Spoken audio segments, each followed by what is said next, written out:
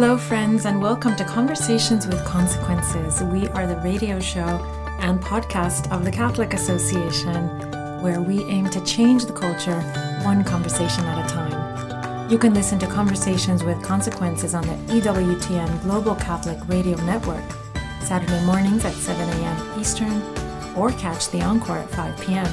We are also on Sirius XM Channel 130. Of course, our radio show is always a podcast. Go to thecatholicAssociation.org/podcasts or directly to wherever you listen to your podcasts.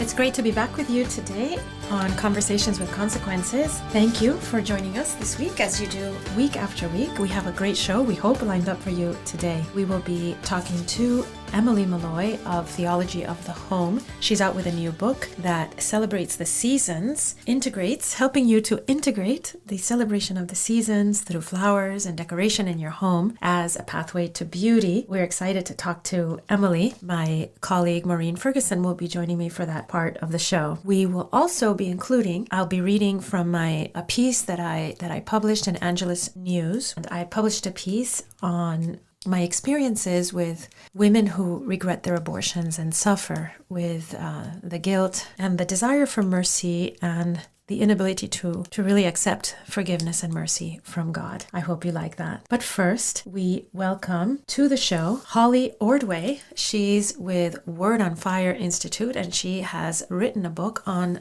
Tolkien and his spiritual life that I'm very excited to talk to her about. Tolkien is one of my favorite authors here in our house. We love The Lord of the Rings, and his connection to the way that his faith informs his work is fascinating. Welcome to the show, Holly. Oh, it's a pleasure to be here. Holly, you've tackled in your book, Tolkien's Faith, a Spiritual Biography, one of really an enduring masterpiece and obsession with so many people, which is Tolkien and his beautiful saga, The Lord of the Rings. And I know in my own house, for instance, I have 3 sons and a husband, and they're all passionate about The Lord of the Rings. And of course, one doesn't have to be a man to be passionate about The Lord of the Rings and the things, the beautiful stories that it tells and the truths that it conveys. But definitely it's something that men and boys adore. And I'm really glad that you've taken this step to deepen our understanding of Tolkien's faith, because obviously it shines through in everything that he writes, but maybe sometimes all those details are opaque to us who don't know so much about him. I wonder if this is the reason that you wrote your book, Tolkien's Faith. Well, one of the reasons that I wrote it is that his faith really has been not explored, broadly speaking. There's no book that deals with it. There's no full-length treatment of his faith. And the current biographers, the existing biographers, they'll mention that he's a Christian, that he's a Catholic, but then kind of move on. For instance, his major biographer, Humphrey Carpenter, acknowledges that he was a devout Catholic, but attributes it entirely to a devotion to his mother, who became a Catholic and then died when he was a boy. And I found this just really unsatisfactory, because he endured a lot of suffering, a lot of difficulties in his life. He grew up and lived his life at a time when it was very difficult to be a Catholic in 20th century England. And it seemed to me that there had to be more to his story of faith than just a sort of emotional attachment. And I was right. There's really a lot there, a lot more to his faith, a lot more substance to it, a lot more nuances and depths. And I discovered that it was really hard won, that it really was a generous spirited faith. It was just much more dynamic and much more interesting than even I, who have been thinking and writing about Tolkien for 30 years, even than I expected. And I also realized that if Catholics may not realize the depth of his faith, there are so many readers of Tolkien who don't know anything at all about his faith. They may not even know that he was a Christian, let alone a Catholic. And so to help them to understand something about the life of this man whose work they admire so much, I really wanted to do that, because not only is there no book that really treats of his faith biographically, the books that discuss his Christian faith typically tend to assume a shared commitment with the reader. They assume that the reader is already a Christian, knows all the references.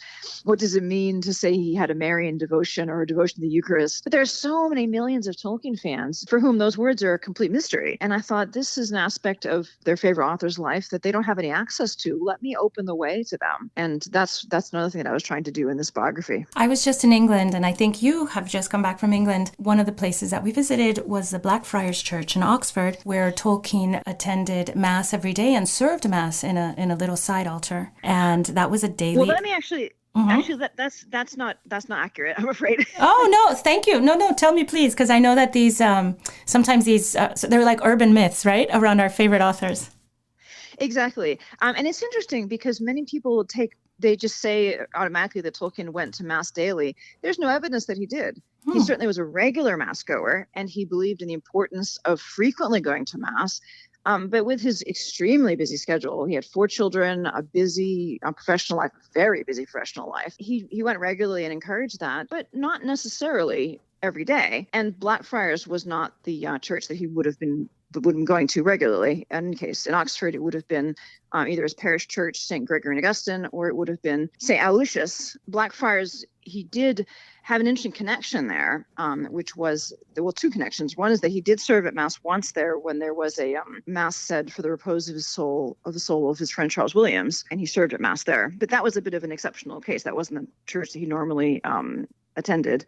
But also, interestingly, it was at Blackfriars that he read his story, Smith of Wootton Major, for the first time as part of an ecumenical endeavor. It was a joint activity with Pusey House next door. Pusey House is the Anglo-Catholic house in Oxford, and they had a joint lecture series on literature and the understanding of life. And Tolkien was one of the speakers, and he chose to read his newly written story, Smith of Wootton Major. And the house was packed. They had people overflowing into the hallways. They had something like 700 people when they normally expected about 100. So he did have a connection with Blackfriars in that sense. This was in the late 60s. Well, the myth has been propagated, and when one visits Blackfriar, one is told in great detail what I just told you. And interestingly, there are the images of the Way of the Cross. There we are told, and maybe this is not true either, that the images of Pontius Pilate and the other Roman torturers, they look like his trolls. Not the trolls. What are they called? The orcs. The orcs. They do look like orcs. So maybe that's not true either. But whatever. I think it's wonderful that he was ever at Blackfriars, and thank you for clearing that up for us. Many of our readers, even though they're Catholic and they have read Tolkien,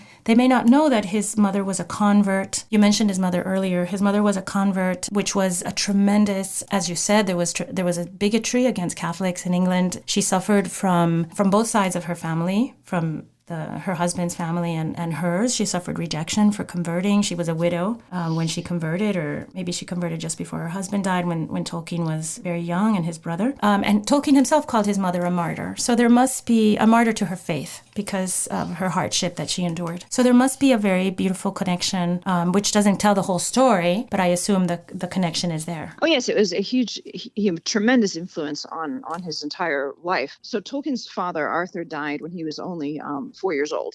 So his mother was widowed quite young. And she, at that point, was still an Anglican, moved to Birmingham with her 2 boys, again, still an Anglican. And it was there, as she's raising her 2 sons as a widow, that she becomes a Catholic. And she is received into the church and then becomes a parishioner at the Birmingham Oratory, which really becomes formational in Tolkien's life because the spirituality of the oratory is, well, this thing I unpack in the book quite a lot, is really important in his life. But interestingly, it was also a really savvy choice on his mother's part, because one of the things I discovered in my research was that the oratorians in Birmingham, they were themselves almost all converts, so they understood that journey that she had taken. And also they were particularly supportive of convert women, because at that time it was quite common for instance, grandparents or in-laws to try to have lawsuits to take away the children of convert women. Oh my. To prevent them from being raised, as terrible papists. And so she was really vulnerable as a widow with 2 sons whom she's raising in the Catholic faith now, and with her entire family very unhappy about this. So her becoming connected with the Birmingham Oratory really shows a lot of sort of prudence and wisdom in her choice. And it's from the group of oratorians that they meet Father Francis Morgan, who becomes then the boy's guardian. And, Mabel died, his mother Mabel died when he was 12. And so it's under Father Francis's care that the boys then grow up. And so Tolkien always did see his mother as, as a white martyr, as a martyr to her faith, because they were living in a fair bit of poverty because the family had cut off financial support to his mother as an inducement, a pressure to get her to come back to the Anglican fold. And, she so easily could have, and then it would have made life easier for her. She would have had the approval of her in-laws and her own parents. She would have had more financial support, but she stuck firm to her faith, even though it cost her strain and suffering and poverty. And I think that commitment really resonated with Tolkien. Tell our listeners about stepping stones in his faith, or his journey of faith, because I imagine it's not as simple as being, you just said, it's not as simple as loving your mother and understanding her tremendous devotion to the faith and wanting to emulate her in that. There must have been tremendous challenges living as a Catholic in anti-Catholic England. Absolutely. And one of the first was right after his mother died, because he's now an orphan at age 12. And he later wrote of his guardian, Father Francis Morgan, that Father Francis had taught him charity and forgiveness. And I think that's significant because he's recalling the way that Father Francis had mentored him and helped him get through the difficulties of grieving for his mother. And one of the neat things about Father Francis' guardianship is that he could have just sort of put the boys in a protective bubble and insulated them from any contact with their extended family, who were all Protestants. And instead, he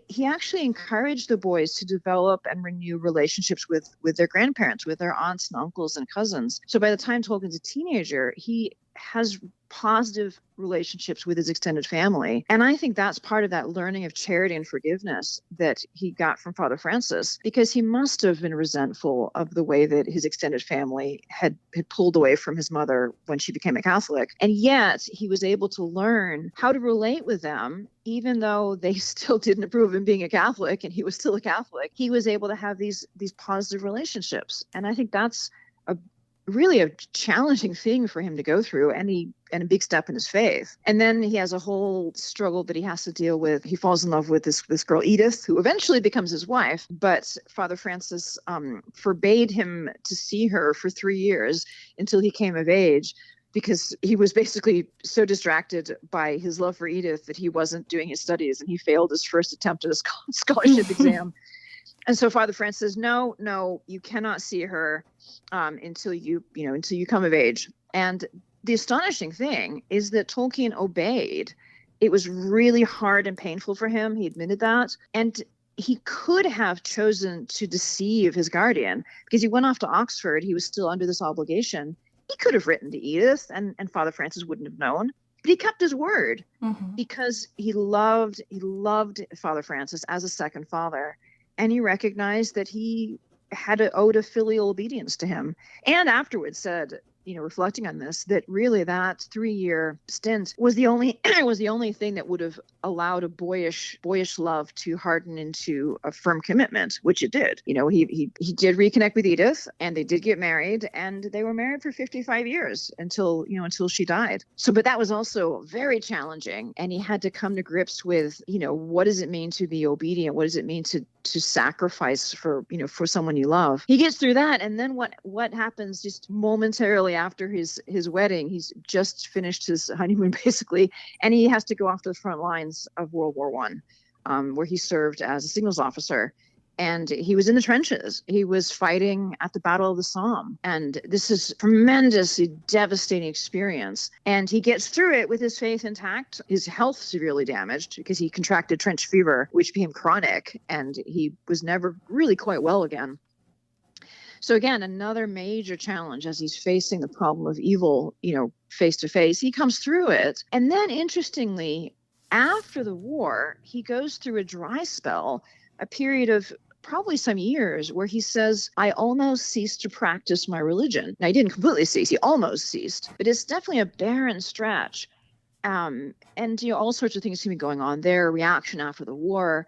But he went through a barren stretch, and then he restores his faith, and then he becomes stronger in his faith. He comes back to Oxford, and there's a renewed commitment to it. And from then on, it's really well-grounded.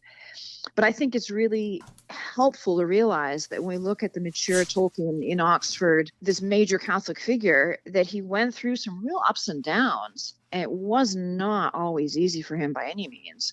And he had to learn to continue with his life of faith, even when he felt dry. If you're just joining us, I'm your hostess, Dr. Gracie Christie, and we're talking to Holly Ordway. She's the author of several books on J.R.R. Tolkien, including the latest called Tolkien's Faith, a Spiritual Biography. Holly Ordway is the Cardinal Francis George Professor of Faith and Culture at the Word on Fire Institute and a visiting professor of apologetics at Houston Christian University. She holds a PhD in English from the University of Massachusetts Amherst and is a subject editor for the Journal of Inkling Studies. Holly, connect if you can in a concise way, because this is an enormous topic. Tolkien's his Catholic spirituality and the Lord of the Rings, which I think is very important because many of us, even though we may be practicing Catholics and have a lot of theology under our belts, it's hard for us to understand the allegory and the myth in Lord of the Rings in view of the Christian story. Well, I think,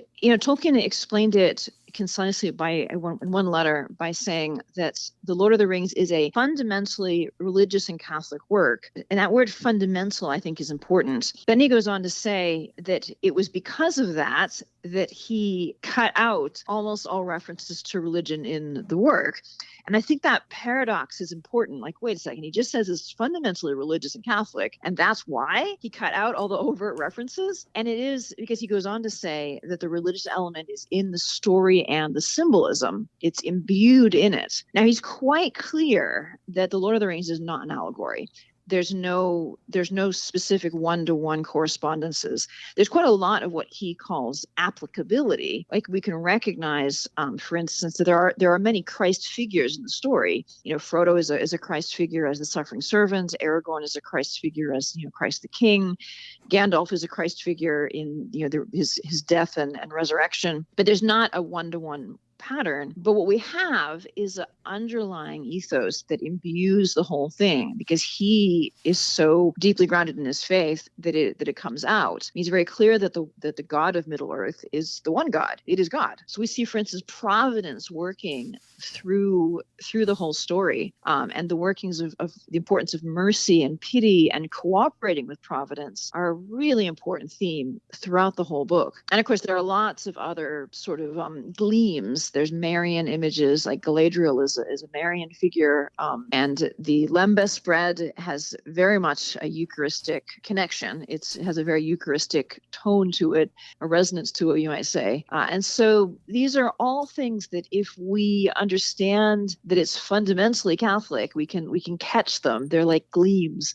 But what really is the bedrock is his understanding of basically the way the world works. There is such a thing as good. There is such a thing as evil. Do you think that people who read Tolkien, and again, it's so popular amongst young people, especially young men, I think, that's at least my experience. Do you think that people who read or watch his movies, or watch the movies of the books, are they able to imbibe, even though they don't understand Christian or Catholic theology? Do you think they're getting that spiritual help that is fundamental to his work? Yes, I think so, and I think that's exactly what Tolkien was getting at. He didn't want to do it overtly. That just wasn't the way he worked. But he talks at one point about wanting it to be exemplary. But he wanted it to show forth, certain virtues into the world. And I think we get that. I mean, people really do respond to what they're finding in The Lord of the Rings. And I think that's because it's the reality of it that Tolkien is presenting. And certainly that was the case for me. I mean, I'm a convert, and I loved Lord of the Rings long before I knew anything about anything Christian. It's something that one of his fans wrote him a letter and said that The Lord of the Rings seemed to be full of light from an invisible lamp. And I've always thought that was a really insightful comment from a reader, because that light does kind of pour out of The Lord of the Rings. You have this true heroism and true suffering, that you're suffering for a worthy cause, self-sacrifice, and beauty that's more real than evil. And that's fundamentally a Christian understanding of the world, but it's accessible to people who maybe are off-put by Christianity or don't understand Christianity. They're going to respond to the beauty of it because they're responding to the real thing. And even the fundamental structure of the story. Tolkien wrote in his essay on fairy stories that the reason that we respond to the unexpected happy ending, like we get in The Lord of the Rings, we respond to it because it's a hint of the resurrection, because the resurrection of Christ is the happy ending of the story of the incarnation. And the incarnation is the happy ending of the story of human history. So every time our heart lifts at a happy ending in a story, we're really participating in some way in the cosmic joy of the resurrection. And since that's real, whether you recognize it or not, everyone is able to kind of be touched by that a little bit as they're reading. Oh, that's quite perfect, Holly. Thank you so much for explaining that so beautifully. And thank you for writing your book. It's called Tolkien's Faith, A Spiritual Biography. We highly recommend it at Conversations with Consequences. And where can our listeners buy it? Well, you can get it directly through the publisher, Word on Fire, if you go to wordonfire.org/Tolkien. And that's probably the fastest way to get it. And you can also buy it on Amazon. Well, wonderful. Thank you so much, Holly, and good luck with your book. All right. Thanks very much. Friends, I am a columnist for Angeles News, which is the publication of the Archdiocese of Los Angeles. And it's one of my favorite things that I do. You can find their work at angelesnews.com. And they have wonderful writers, of which I am the least wonderful. And I'm always proud to be in that circle. I love Angeles News and my writing there because I am able to be as entirely Catholic and spiritual as I feel all the time. And that's a great release. And I really can give vent to all the ways in which my faith, my relationship with Christ, my daughterhood in the church are all the ways that these things are the water in which I swim. I mean, I don't even want to say that they excite me or they enthuse me. They are just who I am. And it's wonderful to be able to write in that vein. So I wrote a piece which was published a week or two ago, and it's an experimental kind of thing. It's I think I called it a prose poem. I'm not sure that's technically the correct term, but it comes from many conversations I've had and work I've done with women who are suffering after an abortion and carry the pain of that act for many, many long years, and very often find themselves at a loss as to how to reapproach their relationship with God, how to come back to the church, how to come back to a sense of themselves as worthy daughters of God, how to accept the forgiveness and the mercy that God offers them, that they know God offers them, but they feel unable to embrace. And of course, this doesn't just apply to women, it applies to men, and it even applies to people who haven't lost a child through abortion, but maybe have lost a child in an abortion of a daughter or a niece or a sister, someone that they loved, and they were not able to be the person that could have remedied that situation before that fatal step was taken. And they carry that guilt with them. So this is what this prose poem is about, and I hope you enjoy it. It is an age-old grief, a dirty, draggled bird that perches in a corner of my mind. It keeps quiet mostly, though his silence is heavy, a brooding silence that I can almost touch. Once in a while, less often, thankfully, than before, he caws the guilt that only I can hear. I halt whatever I am doing and listen. I'm glad when the sound fades. I'm not complaining. There were years when the nasty beast sat on my shoulder, peering balefully at the doings of my life. I would feed him bits of myself, the bits that seemed to belong to him by rights. It was wrong of me to do this. I know it now, although I certainly knew it then. Hadn't I read the word mercy, written on countless pages and in many languages? Hadn't I known since childhood of the forgiving flood that poured over the world, first on the torture rock of Golgotha above the city, and ever since, ceaselessly repeating on sacrificial altars everywhere? I went seeking mercy, yes, and sounded out the litanies, soothed by their insistent rhythms. I assented eagerly and hopefully. I believe, help my unbelief.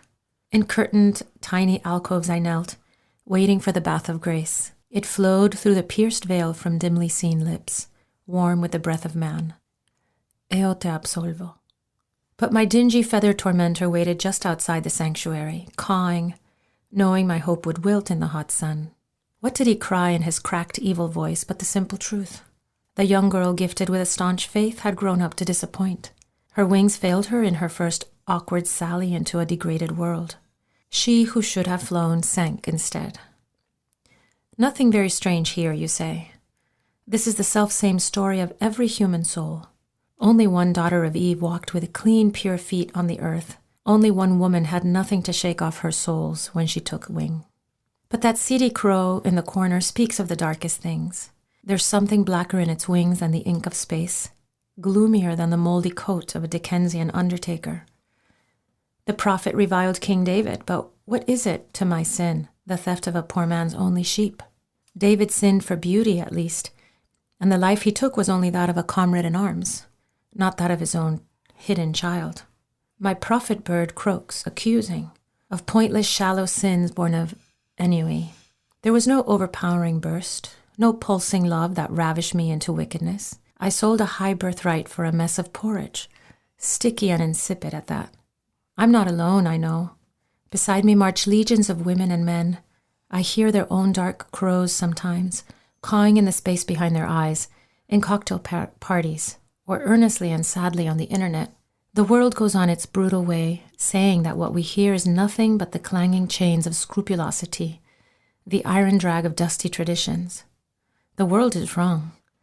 We of the blackbirds know it. For years now I've failed to chase my tormentor away from the shadowy places in which he lurks. But lately, I've had grace-born glimmers of an entirely different hope. I'm starting to think that I am meant to keep him close, and that the Splendid One has a plan for both of us.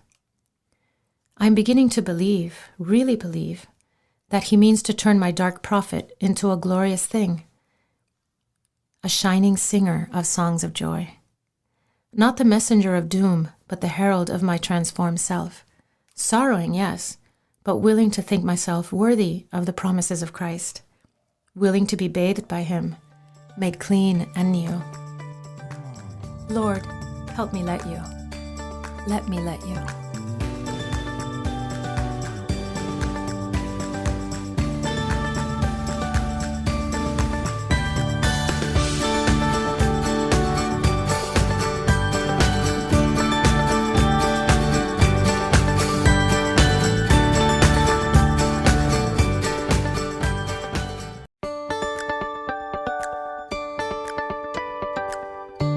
Welcome to the show, Emily. Hi, how are you doing? It's such a pleasure to be here. Wonderful. Thank you so much for joining us. You are going to tell us about your new book, which is called Theology of Home 4, Arranging the Seasons. And it's a beautiful book. It's a beautiful coffee table book, but it's also full of beauty that we can access for our homes and for our families and for ourselves. And before we get into your book, please tell us, what is Theology of Home? And now to tell you, we've had your colleagues there, Carrie Gress and Noelle Mering have been on the show several times, telling us about all their different projects and their books. But tell us, what is Theology of Home and how people can make that their own? Absolutely. So Theology of Home is a project that was started by Carrie and Noelle, and with the idea of equipping women to better live out their lives in the home, regardless of their vocation, with this idea and recognition that our time in the home is where we're preparing ourselves for our eternal home. There is several ways in which they serve women. So we have a lot of original content that comes from theologyofhome.com, and they put together the most wonderful collection of great reads, and it goes out early in the morning. So it's a whole spread of things. So it can be certain things in the news that is of interest. It can be a fun design piece. It usually involves something with food and also something philosophical or theological, feeding the whole person, right? And all the interest. And then also there are 4 installments of a book series, like you had mentioned. So they're of a coffee table book, aesthetic, with all the beautiful images inside, but more than a typical coffee table book, it's also very rich text to be found within these books, with the overarching theme of preparation for women, in the home life, getting ready in God's mercy to be with him forever in the next. Emily, so let's get to this book in particular. Again, it's called Theology of the Home, Part 4, Arranging the Seasons. I was so delighted to be able to do a little review of this book. I found it to be so inspirational, so uplifting, to kind of delve into the world of sort of seasonal and rhythmic natural beauty. And your book is just full of words of wisdom. Like you said, the content is excellent. It's not just beautiful pictures, but wisdom from poets and saints and playwrights. And then also these practical how-to tips for how we can all arrange our homes according to the seasons. So you're a florist. Tell us how that gives you these beautiful insights into embracing God's creation and putting it on display for our families and our homes. Yes, absolutely. And I think, I've been sort of mulling over it a lot. After you do a big project like this, you kind of find yourself living in a little bit of introspection. And, the one thing that I realized as a florist, it sort of piqued my appetite for beauty, which I think is an understatement. But it wasn't really until I started living out life in the garden. Once I stopped working in the flower shop and was able to transition to be home with my children, I then realized I had to grow all my own flowers so that I could, still have this beauty in my life. It was in that sort of returning to the soil that I started to kind of see this broader picture of our lives as human beings and as God, this reality that he created us for the garden, and that we were meant to tend the garden and tend to beauty and be caretakers, that beauty is an inheritance. This world is an inheritance, for our children, and to invite them in. And it just has gotten richer and deeper for me, over the years since I left the flower shop. But what's so fun is then I can have those same skills and appreciation, for beauty that I acquired during my apprenticeship in the shop, and then as I grew in my role. Emily, let me make the spiritual connection that you make in your book by quoting back to you. You write, "What we cannot see in our Creator, we can see in His creation. It is with the gift of the flower, a powerful representation of the love of God, that we can bridge not only home and garden, but also the eternal and the everyday." That's an absolutely beautiful sentiment, but I wonder if you could elaborate on that for us. Absolutely. So I think one thing that we come to realize in our lives, particularly as mothers, that we do have this deep-seated need for beauty. And sometimes we can, and I suppose not just for the mother in the home, but even just women in the workplace, when you kind of get to the grind of the day-to-day life, we kind of lose sight. We can become so task-oriented, and we just have to slow down and pause. And one thing that is so great about beauty is I think it universally stops people in their tracks. I think there are also, there are a lot of discussions between, Roger Scruton comes to mind as far as, is beauty something that is relative, or, is it something where you can agree that anybody would find this one particular thing beautiful? And I think that is something where flowers come in. There's really no debate between whether or not, flowers beguile and stop us in our tracks. And when we take this beauty in creation that just is, it's extra, whereas, anything else in the garden really sustains us, right? We grow tomatoes and we have an orchard, or we have a little berry bush, or, throw little lettuces in the ground and cooperate with creation in that way. But that is really physically sustaining and nourishing. But what happens with flowers, I came to realize, is it's those little beauties are just pure gift, and they sustain something else within us.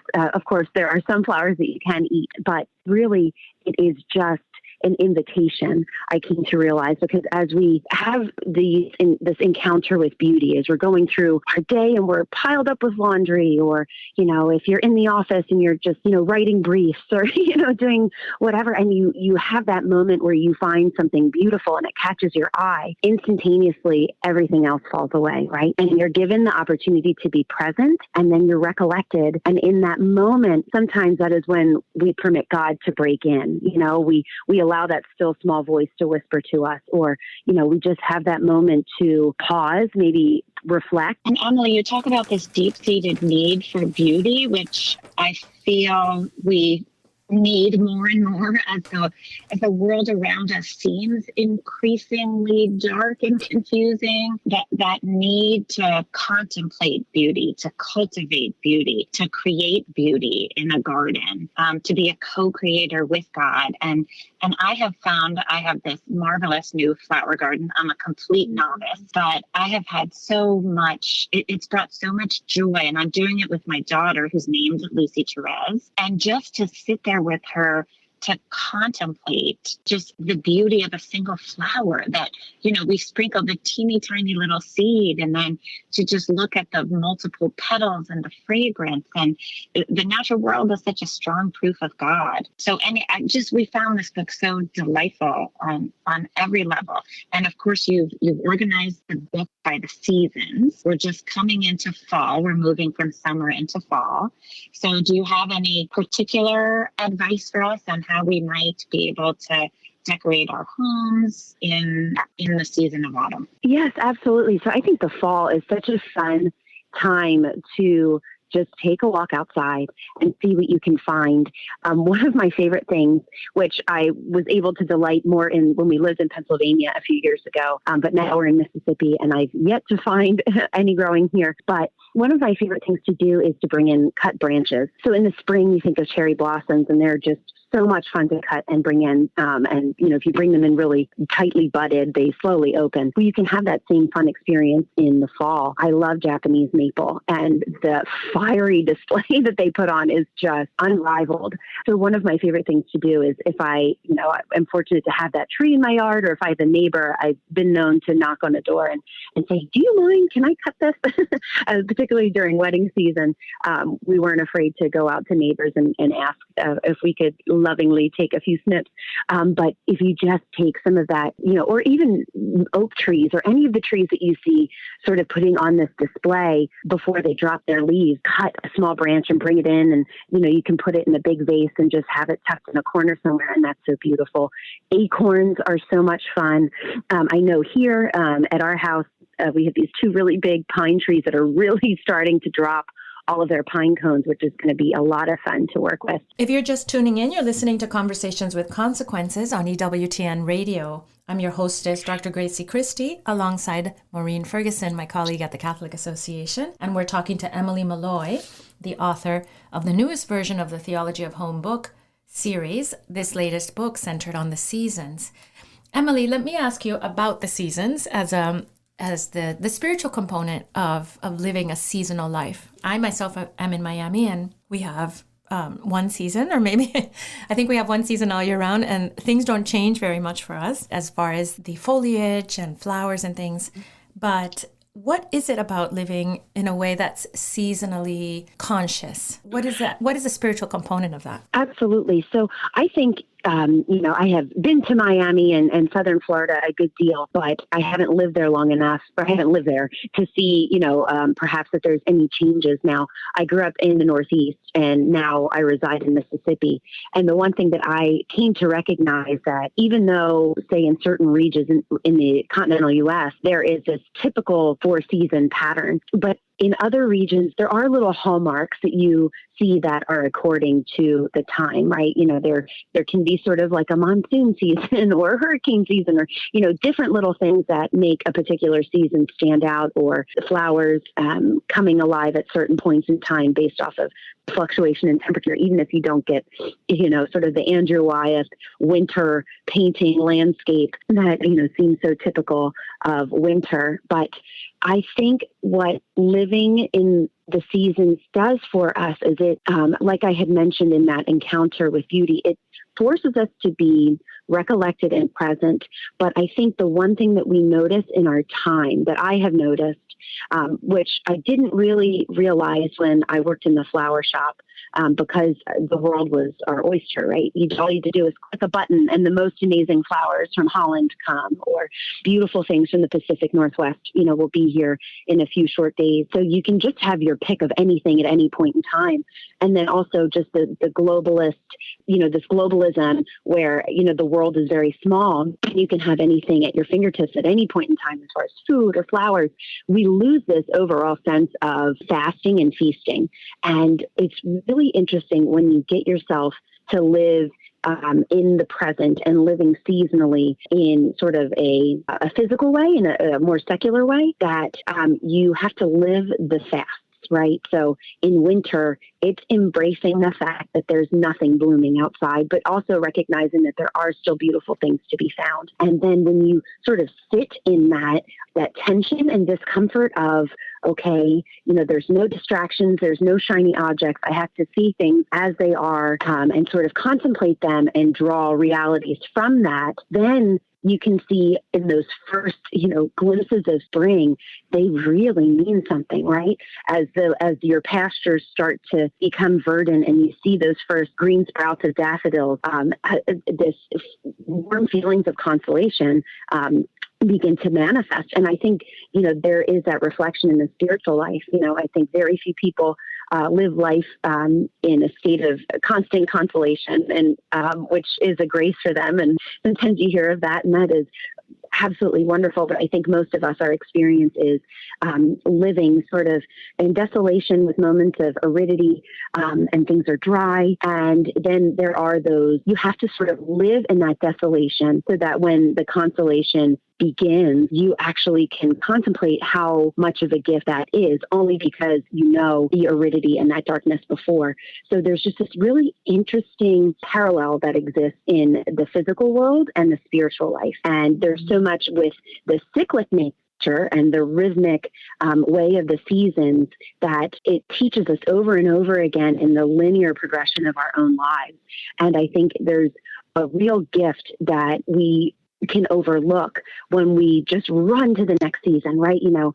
August 1st comes and everybody runs and gets out their autumn decorations. And I always encourage people, well, just live those last days of summer, right? They're just really precious and special. And you'll never see them again this year, right? And they're so unique. And the same thing for Advent going into Christmas. I'm a huge advocate for just sitting in Advent and waiting in that pregnant pause, awaiting the Lord's coming, because it means so much more. Christmas morning, the coming of the Lord and the beauty of poinsettias and all the evergreens and all of that sort of thing, and that the fragrance of pine, when you allow yourself to sort of be in that desert, that fasting and waiting in those 4 weeks leading up to the feast. And just listening to you, I'm feeling a sense of peace and calm, just like I felt when I was flipping through your book. And so not to get ahead of ourselves, but looking forward towards spring, a lot of families and a lot of Catholic schools love to create some sort of garden for Mary, a Mary's garden. So do you have any pointers for anyone who's interested in creating a garden for our Blessed Mother? Absolutely. There are a lot of neat things that can be done. And a lot of people will ask about Marian flowers in particular. And a lot of times I will let them know that a great deal of flowers that we have, so many of them are cultivated in monasteries, which is just like this beautiful notion. And most of the flowers that we know and love, even though they may not seem like an obvious Marian flower, say like a rose, right? You think of the mystical rose, or a hellebore, the Lenten rose.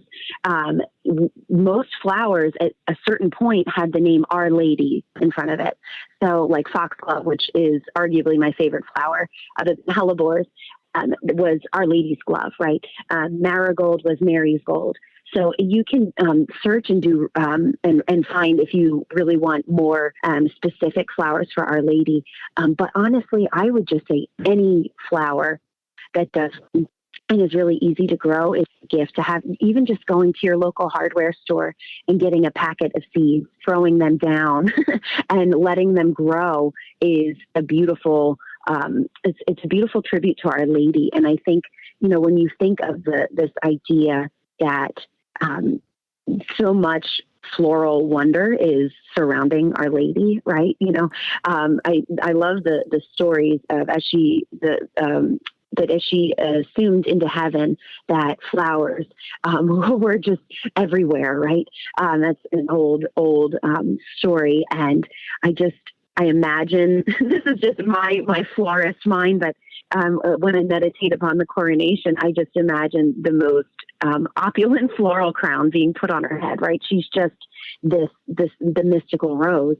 And so I think there's no wrong way to go to build a Mary garden. I think it's also fun to research different things that grow in different seasons, so that maybe you have your bulbs in the spring and say your zinnias or your cosmos, or even, the fun little marigolds in the summertime that are really hardy to handle the heat wherever you live. And then going to mums and different fall flowers, dahlias, to kind of carry through. And then if you have this space where you can have some neat shrubbery sort of to carry you through the winter, and hellebores and snowdrops to put around, so that they're, even in the height of winter, there's still a little something there to behold. So thank you, Emily, for joining us and taking the time to tell us all about your beautiful book.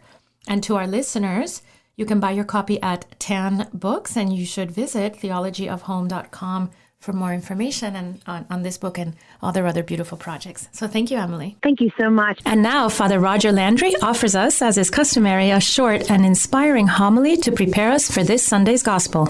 This is Father Roger Landry, and it's a privilege for me to be with you as we enter into the consequential conversation the risen Lord Jesus wants to have with each of us on Corpus Christi, the feast of his body and blood. In some ways, it's the most important conversation a human being can have. Jesus takes bread and says to the apostles in the upper room and to us each day, "Take it. This is my body." Then he takes wine in a chalice and says, "This is my blood of the covenant, which will be shed for many." These words would have been shocking to the apostles on Holy Thursday in the upper room, and the wonder should never wear off. As we sang in the Panis Angelicus, "O res mirabilis, manducat dominum pauperit servus humilis." Oh, what a mind-blowing reality.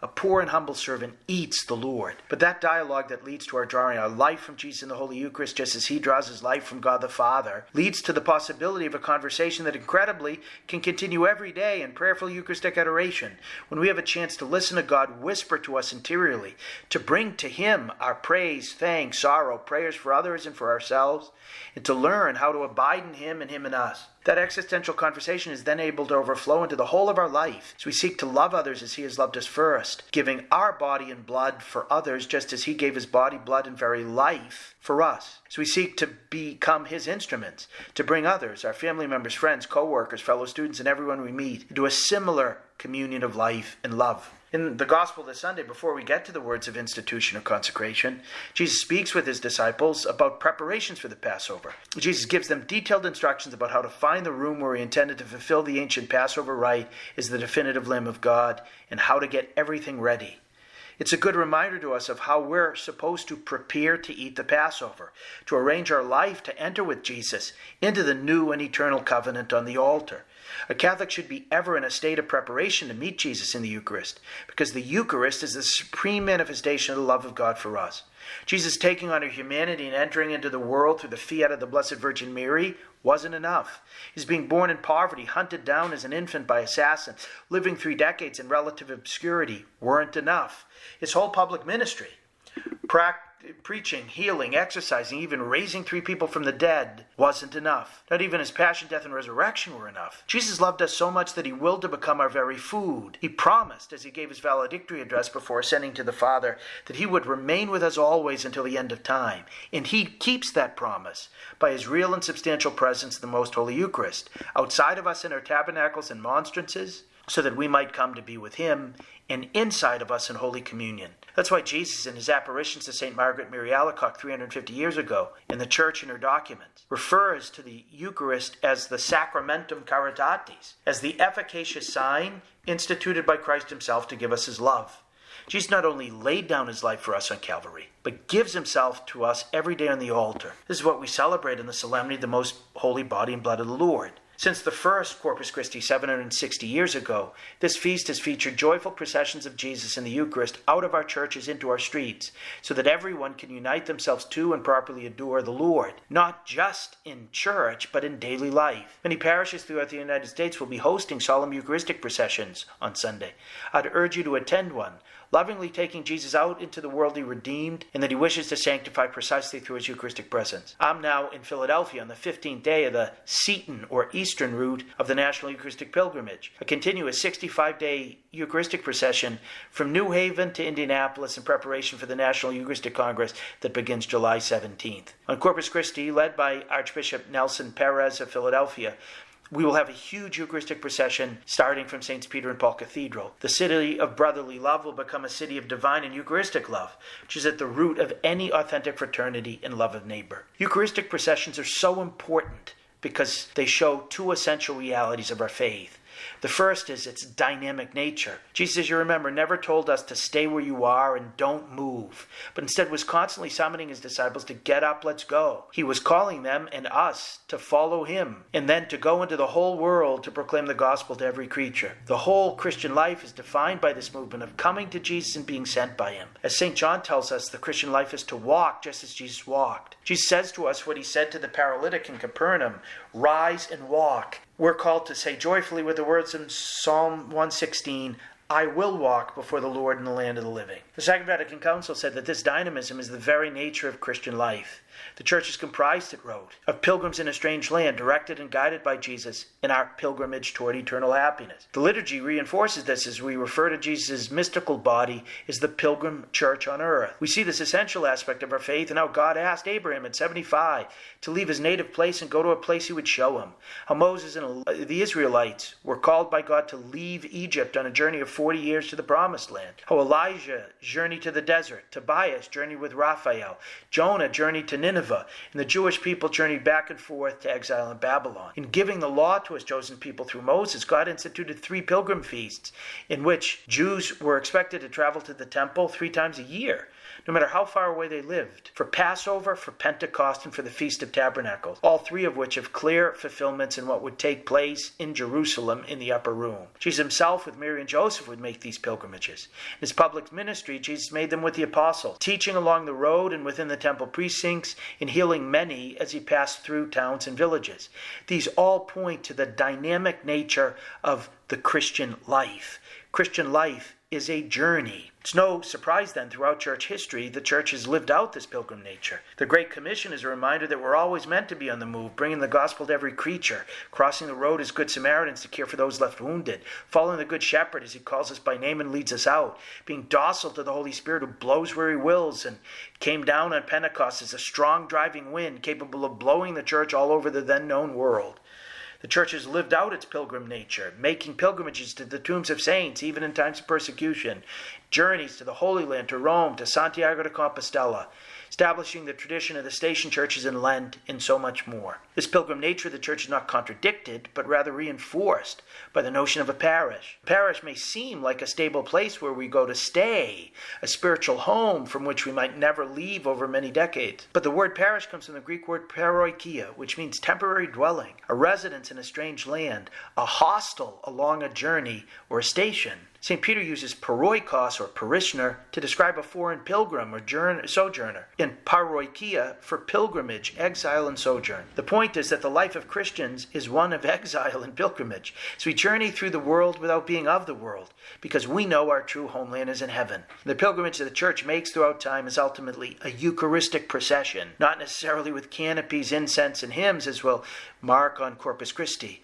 but like Mary lived the mystery of the visitation that we marked on Friday. Jesus accompanies us on this pilgrimage in the Holy Eucharist, normally within us, but sometimes publicly. As many parishes will show on Corpus Christi, as the 4-part National Eucharistic Pilgrimage will manifest over 6,500 miles on the road to Indianapolis. As we journey, we're boldly and unambiguously testifying that we believe that what we are carrying in the monstrance is not a piece of bread at all, but as Jesus said himself, the living bread come down from heaven, who has given us his body and blood for the life of the world. We pray that as a result of the Church's Eucharistic witness on Corpus Christi and beyond, many will seek to join Jesus on the Eucharistic pilgrimage of earthly life, all the way to its conclusion in the eternal nuptial feast.